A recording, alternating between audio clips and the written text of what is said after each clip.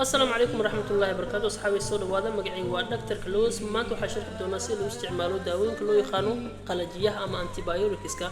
وحالو استعماله داوين كان أنتيبايوريكسكا وحالو استعماله جيرمس كلو يخانو بكتيريا دا أهنا جيرمس كلو بدن كينا عبقية كل دوان كودا عجركا سيدا إنفكشن هذا كودا حبسكا نف مرينكا حبسكا كان مرينكا إيو كودا حبسكا عن مرينكا سيدا كل حبسكا مخاركا إيو إنفكشن هذا كودا دمان جيركا نوعية سكال دوان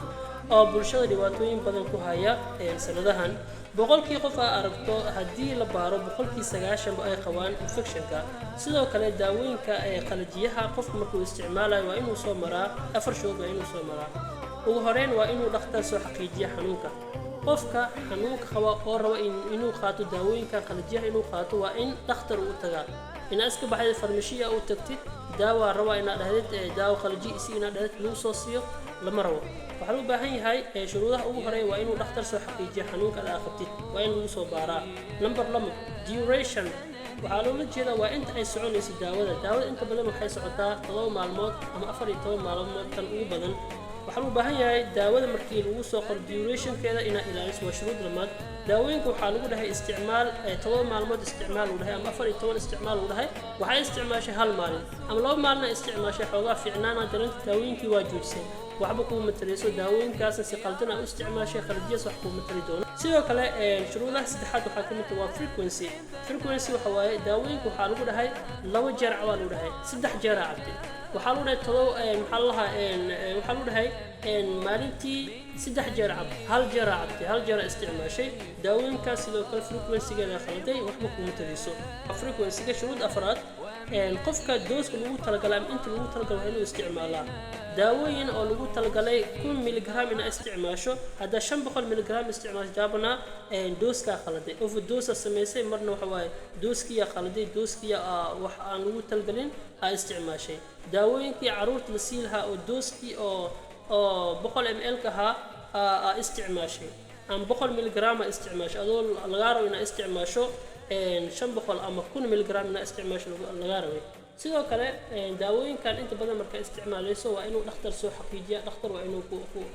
ku soo qoro daawooyinka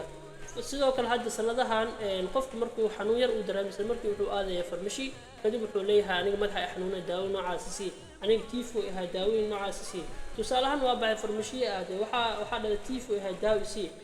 qofka farmashida fadhiyo dhakhtar maaha qofkaas farmashiga fadhiyo dhakhtar ma laga daawooyinkii kala yaqaana laakiin dhakhtar maaha daawooyinka uu ka bartay la dhakhtar buux ma waxa loo baahan yahay tifo ku haya kaniinooyin lagu talgalaa jir oo low level ah oo levelkiisa stage-da 1 ah waa qof in ku la siiya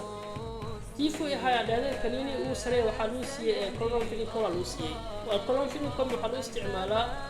waa stage high stage waa stage ugu sareeya qofka isticmaala markii kaniinooyinka yaqaan wax uu darwaay high level kan chloramphenicol markaas la siiyo waxa laga baahan yahay mar walba ay isticmaalayso kaniinooyin kan oo antibiotics ka waa inuu dhakhtar ku qoraa doos waa inaad ku isticmaashaa sidoo kale duration inta ay soconayso daawada hadii 7 maalin aad dhameysata 14 maalin isticmaal daawada waa inaad dhameysata sidoo kale frequency daawada oo inta ay soconayso sidoo kale frequency-geeda inta jeer maalintii la isticmaalayo hal jeer 2 jeer 3 jeer waa inaad si fiican u xijisaa sidoo kale dooska 1 miligram isticmaal u dhahay 500 miligram isticmaashay taasna waa khalad asamaysa shuruudaha kama soo bixin daawooyinkaasna waxba kuma tarayaan. Assalaamu calaykum waraxmatullaahi wabarakaatuh.